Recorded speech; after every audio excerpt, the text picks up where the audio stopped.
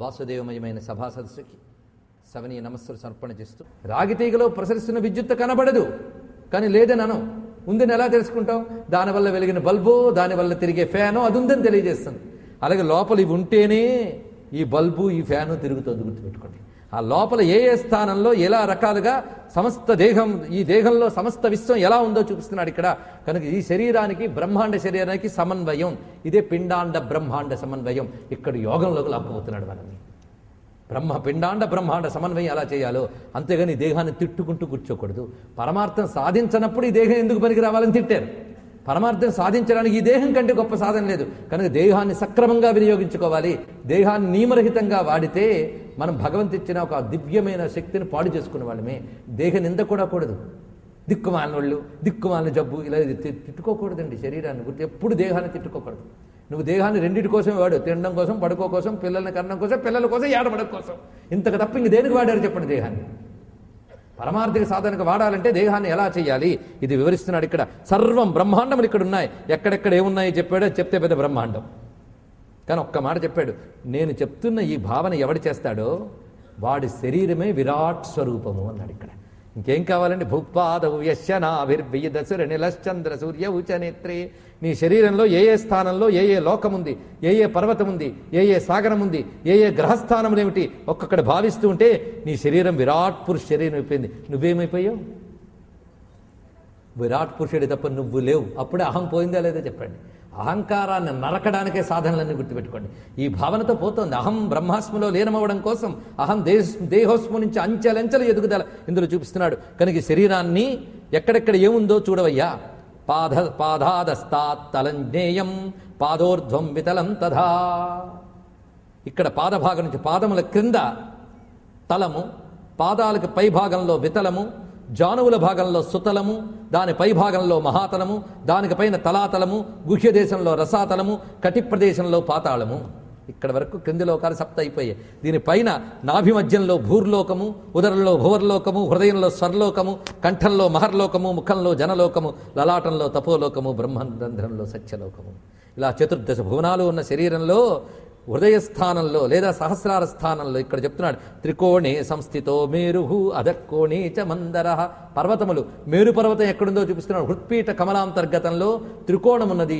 త్రికోణంలో మేరువు, దాని క్రింది కోణంలో మందర పర్వతము, దక్షిణ కోణంలో కైలాసము, వామకోణంలో హిమాచలము, ఊర్ధ్వరేఖలో నిషధము, దక్షిణ రేఖలో గంధమాదనము, వామరేఖలో రమణము అనేటువంటి దివ్య పర్వతములు ఉన్నాయి సింహ. ఇంకా శరీరంలో ఎముకల్లో జంబూ ద్వీపము, మధ్యల్లో శాఖద్వీపము, ఇలా చాలా వివరించాడు అనుకోండి. మొత్తం శరీరం అంతా కూడా చూపించాడు. దీన్ని ధ్యానించమన్నాడు ఇక్కడ నీ శరీరం. అందుకే ఇది విరాట్ పురుషమయం. అందుకే దేహో దేవాలయ ప్రోక్త. విశ్వానికి జీవుడికి ఉన్న అనుబంధాన్ని ఎంత అద్భుతంగా దర్శిస్తున్నారు. పిండాండ బ్రహ్మాండ సమన్వయాన్ని సాక్షాత్కరిస్తున్నారు. దీనికోసం ప్రతివాడు సాధనలోకి ఎలా వెళ్ళాలి? కనుక దేహం అంటే కొంతమంది ఎలా వినియోగిస్తున్నారు? ప్రాతకాలం మలమూత్ర విసర్జనలకి, మధ్యాహ్నం ఆకలి దప్పులు తీర్చుకోవడానికి, రాత్రి నిద్రకి మైథునానికి తప్ప ఇంకా దేనికి పనికి రాకుండా శరీరాన్ని వాడే వాళ్ళకి విషయములు తెలియవు నాయనా అని ఇంత పచ్చిగా ఇంత కటువుగా విష్ణువు మాట్లాడండి. చివాట్లు ఇంతకంటే ఎలా పెడతారు చెప్పండి. ఇక్కడ అయినా బుద్ధి రాలేదంటే విష్ణువు కొట్టినా రాలేదనమాట. గరుత్మంతుడైతే 2 రెక్కలతో కొడతాట. అందుకు ఆయన ద్వారా మనకు దొరికితే బాగుంటుంది. సదా ప్రభాత సమయే మనం చేయవలసిన పని చెప్తున్నాడు ఇక్కడ. నీ లోపల ఉన్న దివ్యత్వాన్ని నువ్వు తెలుసుకో. నీ లోపల దివ్యత్వం తెలుసుకోవడం మొదలు పెట్టాక దివ్యత్వానికి మూలమైన పరమాత్మవే నీవని తెలుస్తుంది. అది అక్కడికి వెళ్ళాలి చిట్ట చివరికి. ఆ స్థితిని ఎలా సాధించాలో ముందు అందుకు ఉపాసనాక్రమం ఇలా చూపిస్తున్నాడు. సదా ప్రభాత సమయే, సూర్యోదయాత్పూర్వం నిద్రలేచి అక్కడే కూర్చొని బద్ధ పద్మాసన స్థిత, పద్మాసనం వేసుకుని షట్చక్రముల్ని చింతన చెయ్యు. ఇక్కడ షట్చక్ర విద్యను చూపిస్తున్నాడు. ఈ షట్చక్రంలో తిరుగుతున్నటువంటి ప్రాణశక్తి అజపానామ గాయత్రి. అజపా గాయత్రి సంచరిస్తుంటుంది. షట్చక్ర ధ్యానం ఎలా చేయాలో చెప్పాడు. మూలాధార, స్వాధిష్టాన, మణిపూర, అనాహత, విశుద్ధ, ఆజ్ఞాచక్రములు ఇది ప్రధానమైనటువంటిది. మూలాధారే లింగదేశే నాభ్యాం హృది చ కంఠగే భృగోర్మధ్యే బ్రహ్మరంధ్రే. ఇవి షట్చక్రములు చోట్లు, ఇవి ఉండే చోట్లు. వాటిని అక్కడ భావించు. అందులో ఏ ఏ చక్రం ఎలా ఉంటుంది, అక్కడుండే దేవతలేమిటి వివరించి చెప్తున్నాడు. నీ శ్వాస అందులోంచే సంచరిస్తూ ఉంటుంది. అందులో సంచరిస్తున్న శ్వాసను గమనించు. మూలాధారం దగ్గర నుంచి మొదలుకొని కదిలే శ్వాసకి సహస్రారం వరకు చేరేటప్పుడు ఎన్ని అంచెలంచెలు ఉంటాయో చూడండి. ఒక్కొక్క అంచెల దగ్గర శ్వాస గమనం ప్రకారంగా ఒక్కొక్క స్థానం ఉంటూ ఉంటుంది. ఒక్కొక్క స్టేజ్ దాటేటప్పటికల్లా మరొక దేవతాశక్తి వస్తుంది. మూలాధారం నుంచి పైకి వెళ్ళేటప్పటికి గణేశ స్థానం, దాని తర్వాత బ్రహ్మస్థానం, దాని తర్వాత విష్ణు స్థానం, దాని తర్వాత శివస్థానం, దాని తర్వాత జీవస్థానం, దాని తర్వాత గురుస్థానం, దాని తర్వాత పరబ్రహ్మస్థానం. ఇది మూలాధారం నుంచి సహస్రార కమలం వరకు ఉండే విధానం. ఇందులో నువ్వు తీసే శ్వాస ఒక రోజులో సూర్యోదయం నుంచి సూర్యోదయం వరకు 21,600 శ్వాసలు తీస్తావు నువ్వు. ఈ లెక్క కూడా చెప్పాను. అందులో ఏ శ్వాస ఎంత ఎవరికి ఇవ్వాలో ఇక్కడ చెప్తున్నాడు. ఈ శ్వాసని హంస అంటారు. ఇది గణపతికి 600, బ్రహ్మకు 6,000, హరికి 6,000, శివునికి 6,000, జీవాత్మకు 1000, గురునకు 1000, చిదాత్మకు పరబ్రహ్మకు 1000 శ్వాసలట. లెక్క అంత జగ్గా చెప్పారు చూడండి. కనుక ఆయా స్థానముల యందు ఆ శ్వాసలను చెప్తున్నారు. దీని ప్రకారం మూలాధారాది చక్రములు శ్వాసలు అయిపోయాయా? రోజులో సూర్యోదయం నుంచి మొదటి 600 కాలం మనకు మూలాధారం నుంచి స్పందనకు అనువైన కాలంట. కనుక ఆ టైంలో గణపతిని ఆరాధించాలి. ఇప్పుడు గణపతిని తొలిదైవం ఎందుకన్నారు తెలిసింది కదా. ఇవన్నీ విధానములు శక్తి, ఒకదానికొదాని లింక్. భారతీయ సంస్కృతిలో యోగం వేరు, దేవత వేరు కాదు, అవన్నీ లింకులు. జన్నాడు శ్వాస గట్టిగా తీస్తూ వదులుతూ ఉంటే చాలు కదండి దేవతల పూజలు అవసరమా అని. ఆ యోగంలో ప్రయాణం ప్రారంభించేటప్పుడు అది ఒక్కొక్క స్థానం దగ్గర దాటుతూ ఉండగా ఒక్కొక్క దివ్యత్వ స్థానానికి నువ్వు చేరతావు. ఇది రహస్యం అండి. కుండల్ని జాగరణ జరిగి ఒక్కొక్క స్థాయికి వెళుతూ ఉంటుంది. పూర్తి స్థాయికి వెళ్ళాక పరమపదిస్తే వేరే విషయం. కానీ అది ఇంకా ఒక పైకి చేరి ఒక స్థితిలో ఉండగా మరణించాడు అనుకోండి, ఏ స్థితిలో ఉన్నప్పుడు మరణించాడో ఆ స్థితికి సంబంధించిన దేవతన్న లోకానికి వెళ్తాడు. ఇది రహస్యం, పెద్ద విశేషమైన రహస్యం. ఇది ఎవరికి తెలుస్తుందంటే రోజులో ఎప్పుడైనా ఆచమనమో ప్రాణాయామో ధ్యానం చేసిన వాడికి తెలుస్తుంది. అంతేగాని రోజు మొత్తం దీనికి దానికి అనే వాళ్ళకి తెలియదు. ఇది గుర్తుపెట్టుకోండి. సాధన కోసం కొంతైనా జీవితంలో వినియోగించే వాళ్ళకి స్టెప్ దాటిపోయాం, అక్కడికి వస్తున్నాం. ఇది మాత్రం నిద్రిచ్చే ఘట్టం. కానీ ఈ లోపల పరమాత్మ గురించి చెప్తే మాత్రం నిద్ర. అది చెప్తున్నాడు ఇక్కడ. దీన్ని ముందు చేయమన్నాడు. పరబ్రహ్మని చింతనం చేయి. ఒక్కొక్కటి ఈశ్వర శక్తి, పరమేశ్వర శక్తి ఇన్ని రకములుగా ఇందులో ఉన్నదని ఒక్కొక్కటి చేస్తూ నువ్వు చేసిన జప సంఖ్య, ఆ సంఖ్య ప్రకారంగా ఆ దేవతకి నివేదించు. ఈ చక్రంలో దేవతలు వీటి గురించి తెలియాలంటే సంప్రదాయ ప్రకారంగా గురువుపదేశంతో తెలుసుకో. అంతేగాని ఇప్పుడు చెప్పాను కదా రేపటి నుంచి ఇలా ప్రారంభించమని కాదు, గురువులను తెలుసుకోవాలి. ఎంత ఉందని చెప్పాను, చేయాల్సింది మాత్రం గురువులే. వైద్యం గురించి చెప్పినా డాక్టర్ని కన్సల్ట్ చేయండి అని చెప్పినట్టు నేను చెప్తున్నాను. గురువుల్ని కన్సల్ట్ చేయాలి. ఏతాంశ్ చక్రగతాన్ బ్రహ్మమయూఖాన్ మునయో మరాన్. ఈ చక్రము అంటే ఇదంతా కలిపి ఒక చక్రము సమూహము. ఇందులో ఉన్న మయూఖములు, కిరణములు, ఆ కిరణముల్ని మీరు తెలుసుకోవాలి. ఎవరి ద్వారా? సత్సంప్రదాయ వేత్తారః చింతయంత్యరుణాదయ. అరుణుడు మొదలైనటువంటి సత్సంప్రదాయ వేత్తలు దీని రహస్యాన్ని మనకు తెలియజేశారు. ఇది పెద్ద అంతరార్థం అండి. ఈ శ్లోకం సామాన్యమైన విషయం కాదు. అరుణుడు మొదలైన వారు తెలియజేశారు ఇవన్నీ కూడా. ఇవి మయూఖములు. నేను మాట్లాడుతూ సూర్యోదయం నుంచి వచ్చేటటువంటివి కూడా చెప్పాను మీకు. ఈ శ్వాసలకి ఈ మయూఖాలకి లింక్ ఉంది. వీటినే రశ్ములు అని అంటారు. ఇదే అణిమాదివిరావృత మయూఖై అహమిత్యేవ విభావయే భవాని. అక్కడికి వచ్చాం మళ్ళీ మీకు. ఇక్కడున్న ఈ మయూఖములకి బయట కిరణములకి లింక్ అదంతా కూడా. కనుక ఈ చక్రము విశ్వచక్రము, ఈ రెండు చక్రముల్లో సంచరించే శ్రీచక్ర నివాసినైన సరితా మహాత్రిపుర సుందరి స్వరూపాన్ని మళ్ళీ ఆవిష్కరిస్తున్నాడు ఇక్కడ. ధ్వనిగా ఇచ్చాడు గరుడ పురాణంలో. ఈ తత్వాన్ని అరుణాదులు ఉపాసిస్తున్నారు. ఈ అరుణాదుల గురించి తెలియాలంటే అరుణోపనిషత్తు ఉపనిషత్తు ఉంది, వైదికమైన ఉపనిషత్తు. అందులో పృష్ణులు అనేటటువంటి వారికి ప్రశ్నలకి సమాధానంగా మొత్తం రహస్యములు చెప్పారు. ఈ రహస్యముల పేరే శ్రీ విద్య. ఇదే లలితా ఉపాసన, ఇదే లలితా మహాత్రిపుర సుందరి ప్రతిపాదన. నవావరణలోని శ్రీచక్రతత్వం అంతా అక్కడ వేదంలో అక్కడ చెప్పాడు. దానిని ఇక్కడ విష్ణుమూర్తి గరుత్మంతుడికి చెప్తున్నారు. కనుకనే ఈ శరీరంలో ఉన్న జగదంబని చిచ్చక్తిని ఉపాసించే విధానం అది కేవలం సహస్రార కమలంలో ఉన్నటువంటి శివశక్తి చైత్య రూపిణి అంత బాగా చేస్తున్నారు. సత్సంప్రదాయ వేత్తారశ్చింతయంత్య అరుణాదయ సుఖాదయోపి మునయ శిష్యానుపదేశించిత. అలాంటి స్థితిని సుఖాది మహర్షులు కూడా తెలుసుకున్నారు. దానిని ధ్యానించాలని ఆయన ఇలా మానసిక ధ్యానం చేయడం. ఇది శ్రీ విద్యలో ప్రాతకాలంలో మంచం మీద కూర్చుని గురుమండలాన్ని స్మరించి ఈ రశ్మిమాలా మంత్రాన్ని చదవడం అది చేస్తారు. అవన్నీ చేత కాకపోతే ఒక్క విషయం చేయొచ్చు. ప్రాతకాలంలో ఆ శయ్య మీద కూర్చొని త్రిస్తూ గురువుల్ని అమ్మని తలుచుకున్నా చాలండి. ఇది మళ్ళీ నేను ప్రాక్టికల్గా చెప్తున్నాను. లేదా మీ ఇష్టం తలంచుకుని శ్వాసతో ప్రాణాయామం చేసి ధ్యానం చేసి తర్వాత భూదేవిని నమస్కారం చేసుకోవడం, కర్మాలు చూసుకోవడం ఇత్యాదులన్నీ కూడా తర్వాత చేసుకోవాల్సినవి. ఇది చేసి ఇది మనసుతో చేసాం కదా అయిపోయిందని లేదుట.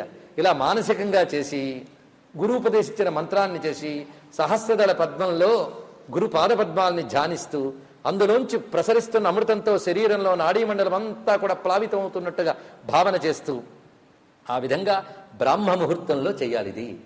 ఆడ తర్వాత అతడు ఇంతవరకు చేసింది అంతర్యాగ విధి. నేను క్లుప్తంగానే చెప్పాను, ఎందుకంటే ఉపాసనా రహస్యాలు పూర్తిగా వివరించకూడదు. ఇది ఒకటి ఉంది అని మాత్రం తెలియజేశాను.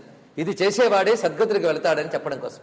ఇది అంతర్యాగం చేశాక స్నాన సంధ్యాదికం కృత్వా, స్నాన సంధ్యాదులు చేసి అప్పుడు అర్చన చేయాలి. ఎవరిని? కుర్యాద్ హరిహరార్చనం, హరిహరార్చన చేయాలి. ఏమండి బాహ్య పూజలు ఎందుకు చేయాలి అంటే అంతర్ముఖత్వం రానంత వరకు బాహ్య పూజలు చెయ్యాలి. అభిమానినాం అంతర్ముఖీ వృత్తిర్నజాయతే. అంతర్ముఖీ వృత్తి వచ్చిన తర్వాత ఈ బాహ్యంతో పని లేదు. ఆ చిదాకాశ స్వరూపమైనటువంటి పరతత్వంలో నువ్వు లీనమైపోతావు అంతర్ముఖుడివైతే. అంతర్ముఖుడు అంటే తెలుసు కదా, ఇంట్రావర్ట్. బహిర్ముఖత్వం లేకపోవడం ఇది మహా కష్టం. బహిర్ముఖత్వం లేని స్థితి అంత తేలిక కాదు. కనుకనే బహిర్ముఖులమై ఉంటూ అంతర్ముఖపు మాటలాడరాదు, ఒప్పుకోవలసిందే. అంతర్ముఖ ప్రవృత్తికి ప్రయత్నం కూడా అంత కష్టం అంతర్ముఖం. కానీ ఎవరైతే అంతర్ముఖులై ఉంటారో వాళ్ళకి సులభం, బహిర్ముఖులకి మహా కష్టం. ఈ మాట మీరు చదువుతూ ఉంటారు లలితా శాస్త్రంలో. ఆవలిస్తూ టైం చూసుకుంటూ పరిగెడితే ఏంటి? అంతర్ముఖ సమారాధ్య బహిర్ముఖ సుదుర్లభ. ఇందాక చెప్పిన ఆ పరతత్వం ఉన్నదే శరీరాన్ని విరాన్మయంగా భావించడం. నీ శరీరంలోనే చిచ్చక్తి విహరిస్తోంది, ఏదీ లేదు నేను అనుకునేదొట్టి భ్రమ, ఉన్నదంతా అదే అని తెలుసుకోగలగడానికి అంతర్ముఖత్వం సాధన అవుతుందా లేదా? అంతర్ముఖ వృత్తి లేనివాడు ఇది తెలుసుకోలేడు సుమా. అంతర్ముఖ వృత్తి లేనివాడు ఏం చేయాలి? భ్రష్టుడా? కాదు. దేహాభిమానం ఉన్నంత వరకు శుభం ఏంటంటే నా యందు భక్తి కలిగి ఉండవయ్యా అన్నాడు ఇక్కడ. నా యందు భక్తి అంటే నా కర్మలు చేయడం, నా నామం తలంచుకోవడం, ఏం పని చేస్తున్నా ఆయన్ని స్మరించడం. యత్ కరోషి యదశ్నాసి యజ్జుహోషి దదాసి యత్ తపస్యస కౌంతేయ తత్కురుష్వదర్పణి. సులభమే కదండి. ఏం చేస్తున్నా ఆయన్నే తలంచుకోవడం, ఆయన కీర్తన చేసుకోవడం, ఆయన స్మరణ చేయడం, ఆయన ఆరాధన చేయడం చెయ్యు. ఎందుకంటే తపో యోగాదయో మోక్ష మార్గా సంతి. మోక్ష మార్గములు తపస్సు, యోగము, అంతర్ముఖ ధ్యానము, బ్రహ్మ విచారము చాలా చాలా ఉన్నాయి. కానీ అన్నీ అందరూ అందుకోలేరు. సులభమైన ఉపాయం సమీచీనస్తు మద్భక్తి మార్గ సంతరతామిహ. భక్తి మార్గం సర్వశ్రేష్టం, దానిలోకి వెళ్ళాలి. అందుకే బ్రహ్మాది మహాత్ములు, దేవతలు, ఋషులు కూడా వేదాలన్నింటినీ పరిశోధించి ఒకటే తీర్మానించారు. ఏమిటంటే యజ్ఞాది సత్కర్మల ద్వారా లభించేది నా భక్తి. ఆ భక్తి వల్ల వాడు తొందరగా అంతర్ముఖుడే నన్ను పొందగలడు. కనుక మనం ఇప్పుడు దేన్ని పట్టుకోవాలి? భక్తిని పట్టుకోవాలి. భక్తి ఎవరికి దొరుకుతుంది? సత్కర్మలు ఆచరించిన వాళ్ళకి నాపై భక్తి కలుగుతుంది. కనుక యజ్ఞాదయోపి సద్ధర్మా చిత్తశోధనకారకా ఫలరూపాత మద్భక్తి తాం లబ్ధ్వానావసీదతి. గొప్ప మాట చెప్పాడు. కనుక మనం ఇప్పుడు చేయాల్సిందేమిటి? సత్కర్మలను ఆచరిస్తూ ఉంటే చిత్తం శుద్ధమవుతుంది. శుద్ధమైన చిత్తానికి నాపై నిజమైన భక్తి కలుగుతుంది. నాపై ఒక్కసారి భక్తి కలిగితే వాడు చెడిపోడు. ఇదొక్కడే మాట చెప్పాడు. నా భక్తుడు చెడడు, ఇది స్వామి చెప్తున్నాడు. అందుకే ఏ పురాణముల ఎంత వెతికినా శ్రీపతి దాసులు చెడరెన్నడు. గొప్ప మాట ఇచ్చాడు కదా. ఈ విధంగా చెప్పి ఇదా వాడు గ్రహించవలసింది ఆత్మజ్ఞానం. ఎన్ని శాస్త్రములు చదివినా ఆత్మజ్ఞానం తెలుసుకోలేనప్పుడు వృధా. చిట్ట చివరికి అటు తీసుకెళ్తున్నాడు. ఎందుకంటే ఈ సాధనలన్నట్టు తీసుకెళ్ళిపోవాలి. భక్తి కూడా మనల్ని భగవంతుడి యందు భక్తి భగవంతుడికి సంబంధించిన జ్ఞానాన్ని ఇస్తుంది. జ్ఞానం అంటే అనుభవం. అనుభవం, ఇన్ఫర్మేషన్ కాదు, ఎక్స్పీరియన్స్. జ్ఞానం అంటే భగవద్ అనుభవం, భగవత్తత్వంతో అనుభవం. భగవత్తత్వం తెలిసి ఇంకా నేననే జీవభావం లేదు, ఉన్నదంతా అదే అని తెలిసింది. ఆ స్థితే బ్రహ్మజ్ఞానం అవుతున్నది. కనుక భక్తికి బ్రహ్మజ్ఞానానికి మన ఏదో విరుద్ధం అనుకోవడానికి లేదు. అది ఇక్కడ చూపిస్తున్నాడు. అస్తి దేవ పరబ్రహ్మస్వరూపి ఇక్కడ చెప్తున్నాడు. ఆ బ్రహ్మజ్ఞానం తెలుసుకోవాలయ్యా అని చిట్ట చివరి అధ్యాయం బ్రహ్మజ్ఞానం గురించి చెప్తున్నాడు. అంటే మొత్తం గరుడ పురాణం ఎక్కడికి వెళ్ళి కూర్చుంది? ఇది ఇవ్వడం కోసం పుట్టిందండి గరుడ పురాణం. అస్తి దేవ పరబ్రహ్మస్వరూపి. ఎందుకంటే అస్థి, అస్థి అంటే ఉంది. ఏది ఉంది? ఉన్నదొక్కటే. ఆ ఉన్నదొక్కటే చెప్తుంది. అస్థి అంటే సత్, ఉన్నదొక్కటి. అదేది? దేవ ఏకో దేవ సర్వభూతేషు గూఢ సాక్షి చేతా కేవలో నిర్గుణశ్చ. ఉపనిషత్తుల్లో మంత్రం ఇది. ఏకో దేవ. దేవ అంటే స్వయం ప్రకాశ స్వరూపమైన ఆత్మ. నిష్కల శివ, త్రిగుణాతీత శివ, సర్వజ్ఞ, సర్వకర్త చ, సర్వేశ, నిర్మల, అద్వయ, స్వయం జ్యోతి, అనాద్యంత, నిర్వికార, పరాత్పర, నిర్గుణ, సచ్చిదానంద, తదంసా జీ. గుణమే సచ్చిదానందమైనది. దాని అంశలే జీవులు అన్నారు. దాని స్వరూపంలో జీవులు. దేహాది ఉపాధులతో తన్మయమైపోతే జీవుడు, ఆ తన్మయత్వం తీసేస్తే అతడే పరమాత్మ. ఒకటే తేలిపోయింది. కానీ తన్మయత్వం అంత తేలిగ్గా తీసుకోవడం, దానికోసం నేను చెప్పిన సాధనలన్నీ చేయాలి. అర్థం, దేహాది తన్మయత్వం తీసుకోవడం కోసం ఈ సాధనలన్నీ. అందుకు ఈ జన్మ గొప్పతనాన్ని చెప్తున్నాడు. దీన్ని సరిగ్గా వినియోగించుకుంటే ఒక్క మానవ జన్మలో మాత్రమే బ్రహ్మజ్ఞానాన్ని పొందగలం.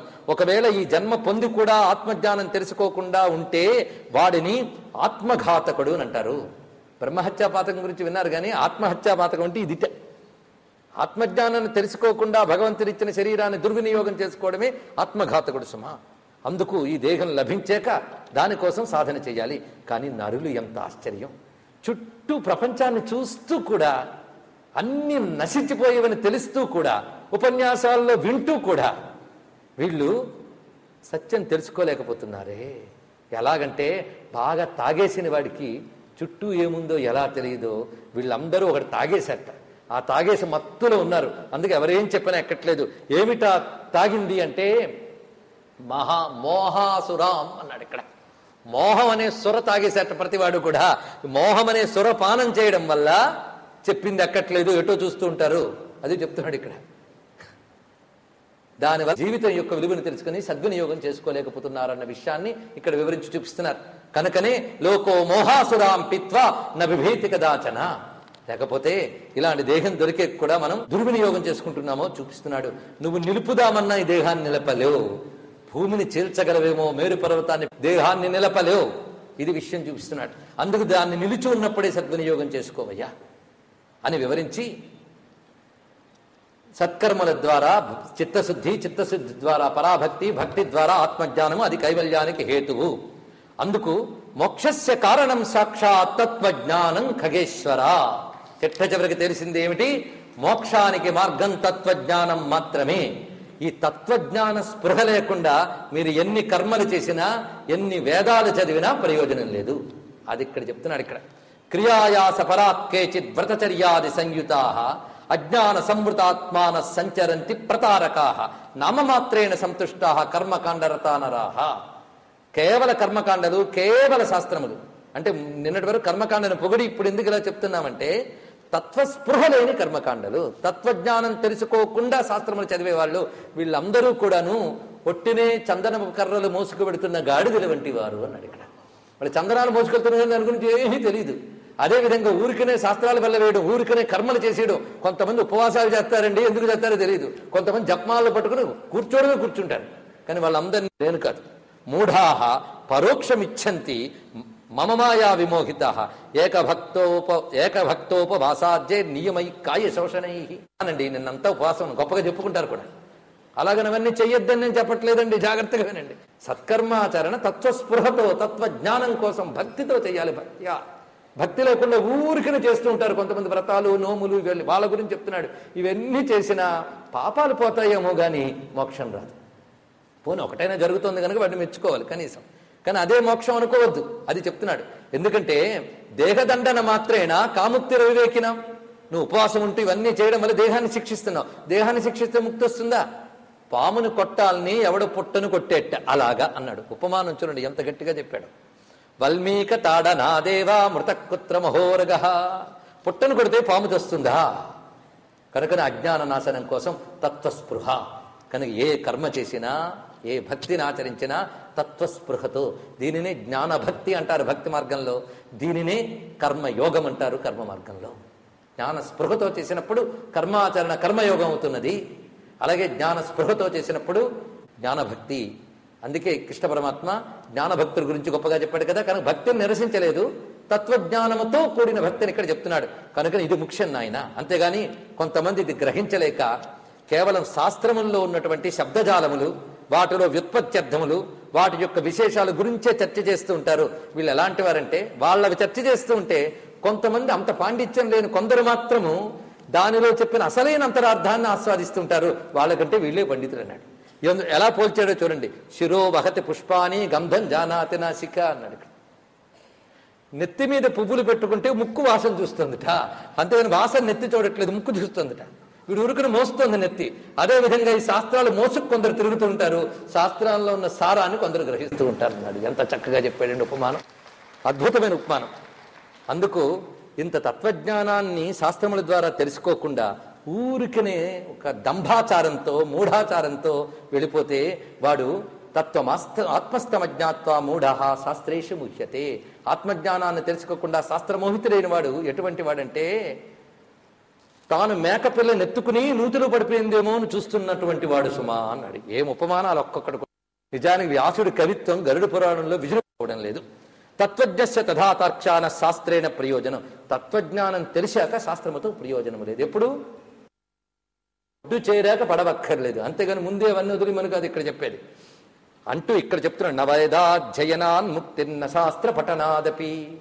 వేదాధ్యయనం వల్ల శాస్త్ర పఠనం వల్ల శాస్త్ర కర్మల వల్ల మోక్షం రాదు. జ్ఞానాదే భై కైవల్యం నాణ్యధా వినతాత్మజ. జ్ఞానము చేత మాత్రమే వస్తున్నది. అంటే ఉపనిషత్తులు ఏది ప్రతిపాదించాయో దానినే పురాణం ప్రతిపాదిస్తోంది. ఇది చెప్తున్నా.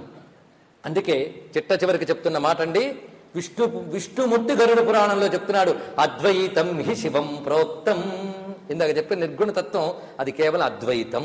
ఆ స్థితిలో రెండవది లేదు, అదే ఉంది. రెండవది ఉందనుకోవడం భ్రమ మాత్రమే. ఉన్నది అదే.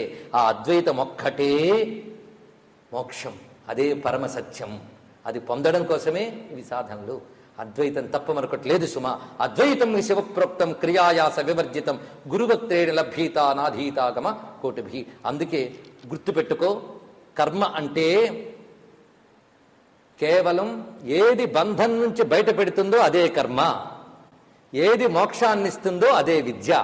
కర్మ అంటే ఏమిటో డెఫినేషన్ ఇచ్చేసాడు, విద్య అంటే ఏమిటో నిర్వచనం చెప్పాడు. తత్కర్మయన్నబంధాయ సా విద్యాయా విముక్తిదా. ఏది తిరిగి సంసారంలో బంధిస్తుందో అది కర్మ కాదు, ఏది నిన్ను సంసార బంధనం నుంచి మోక్షం కలిగిస్తుందో అది కర్మ. నహి వంధ్యా విజానాత్ గుర్వీం ప్రసవ వేదన. అలాగే నేను పడ్డ తపన మరొకరికి తెలుస్తుంది, కానీ ఎవరు తెలుసుకోరు, నాకు తెలుసు. ఎందుకంటే అహంకార భూయిష్టమైన కాలంలో, సమకాలంలో ఎంత గొప్ప పని చేసినా ఎవరు పట్టించుకోరు. ఏ గతి రచయించరేని సమకాలము వారలు మెచ్చరే కదా అన్నాడు చేమకూర వెంకట కవి. అలాంటి పరిస్థితి అయినా నారాయణుడు సంతోషిస్తున్నాడు. ఆయన కోసం నేను ఈ పని చేస్తున్నానని 16 అధ్యాయాలు సమకూర్చిన వాడు శ్రీ హరినారాయణ అనే పండితుడు. ఆయనకు నేను కృతజ్ఞతలు ఇక్కడ ఘటిస్తూ ఉన్నాను. సర్వం శ్రీకృష్ణ చరణారవిందార్పణమస్తు. స్వశ్రీమద్రమారమణ గోవిందో హరి గోవింద. నమః పార్వతీపతయే. హర హర మహాదేవ.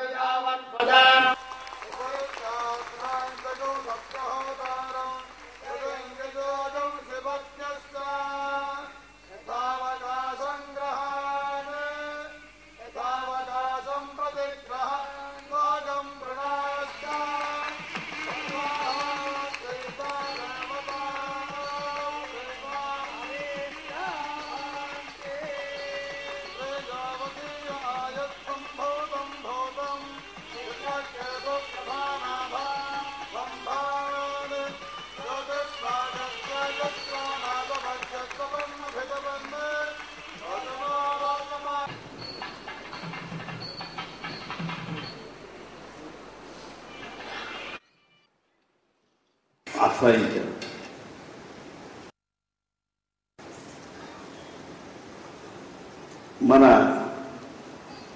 మన దేశంలో ఎందరెందరో మహాపండితులు ఉన్నారు.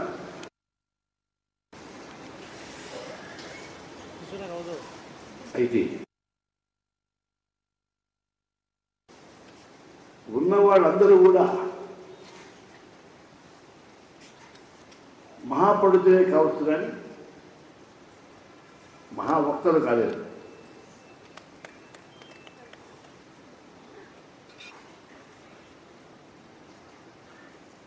సరస్వతీదేవి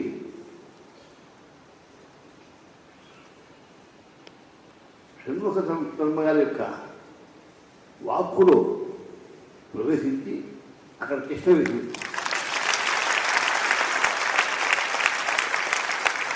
అనుగ్రహంతోనే వారు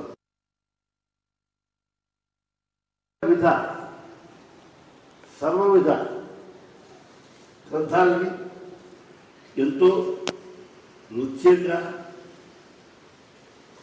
ఆనందంగా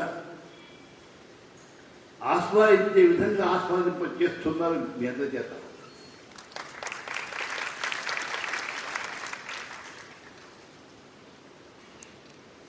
నిజంగా చెప్పాలంటే మనకున్నటువంటి విద్యాస్థానాలు 14 పురాణాలు, న్యాయ వేదాంత శాస్త్రాలు, వేదాలు ఇవన్నీ కలిపితే ఎనక మొత్తం 14 పోతాయి. ఇందులో మనం పురాణ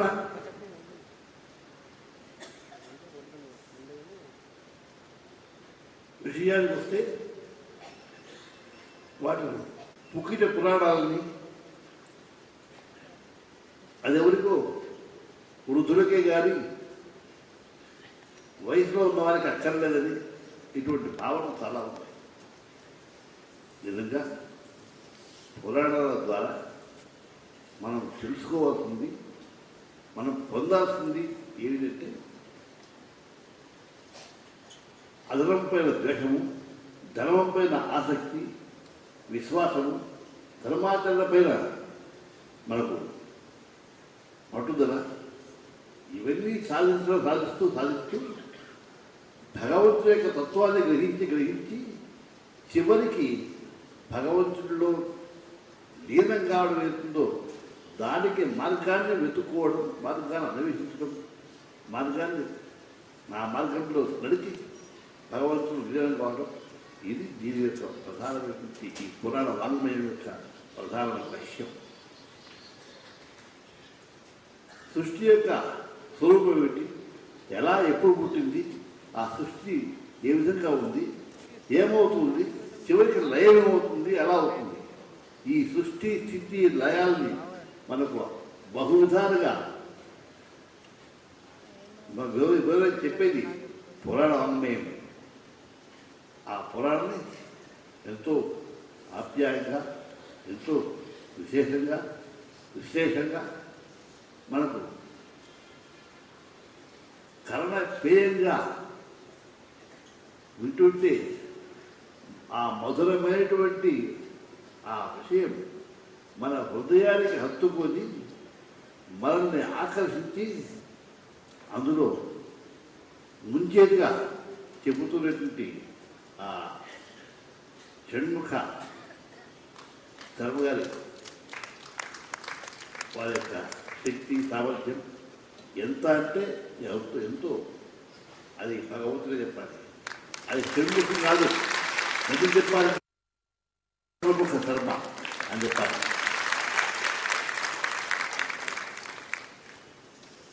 భగవంతుడు ఆయనకు అటువంటి ఆ శక్తిని, సామర్థ్యాన్ని, ఆ వాక్కుకు ఆ పటుత్వాన్ని సమస్తాన్ని కూడా అంగీకరించి రంగానికి ఆయనకు అభ్యర్థి చేశాడు. అందువల్ల ఆయన ఏం మాట్లాడినా అది ఆనందదాయకంగానే ఉంటుంది. ఏం చెప్పినా కానీ రసవత్తరంగా ఉంటుంది. అటువంటి ఆ రసజ్ఞత, రసవత్తరత ఇవన్నీ కూడా ఆయనలో ఉన్నాయి. ఆ అమ్మవారి యొక్క సరస్వతీదేవి యొక్క అనుగ్రహం ఇంకా ఇంకా ఆయనలో తూది చేసి ఆయన నుంచి మన ఆంధ్ర రాష్ట్రానికి ఈ పురాణ వాంగ్మయం సమస్తము సలువులకు అందేట్టుగా చేయాలని ఆయన చేస్తూ ఉండాలని, చేసేటువంటి శక్తి సామర్థ్యాన్ని ఆయనలో ఆ భగవంతుడు ఇనుమడింపు చేస్తూ ఉండాలని మేము ఆశిస్తున్నాం. శారదా చంద్రమణేశ్వరి అనుగ్రహంతో వారు ఇతోధికమైనటువంటి ఇటువంటి కార్యక్రమాల్ని నిలుపుతూ ఎంతోమందికి ఒక కలదీపిలాగా ఆయన ఉండాలి మేము కాంక్షిస్తున్నాం. శారదా చంద్రమణేశ్వరి అనుగ్రహం వారికి నిరంతరం ఉండాలని ఆకాంక్షిస్తున్నాం. వారు శ్రేయోభివృద్ధి కలిగి ఆ అమ్మవారి యొక్క అనుగ్రహం కలగాలని శుభమస్తు. Thank you. గొప్ప వరాన్ని అనుగ్రహించారు. వారు శ్రీ గోవిందహరి గారు, శ్రీ మహావిష్ణు గారు, శ్రీ పుష్పగిరి పీఠాధీశ్వరుల వారికి జరుగుతున్న విషయాన్ని తెలియజేయగానే అనుగ్రహ స్వరూపులు, జ్ఞానస్వరూపులైన మహాత్ములు నాపై అపారమైన వాత్సల్యాన్ని వర్షించి ఆశీర్వదించారు. దీనితో ఈ యజ్ఞం సంపూర్ణమైన స్థితికి చేరుకుంది అనుకుంటూ యజ్ఞ ప్రసాదం మీ అందరికి అందించడానికి సిద్ధపడుతున్నాం. ఇందులో చెప్పిన కొన్ని నిత్యపారానికి ఉపయుక్తమైనటువంటివన్నీ కూడా యజ్ఞ ప్రసాదంగా ముద్రించారు మీ అందరి కోసం. దాన్ని ఈరోజు వారి హస్తం స్పర్శించి యజ్ఞ ప్రసాదాన్ని ఆవిష్కరిస్తారు.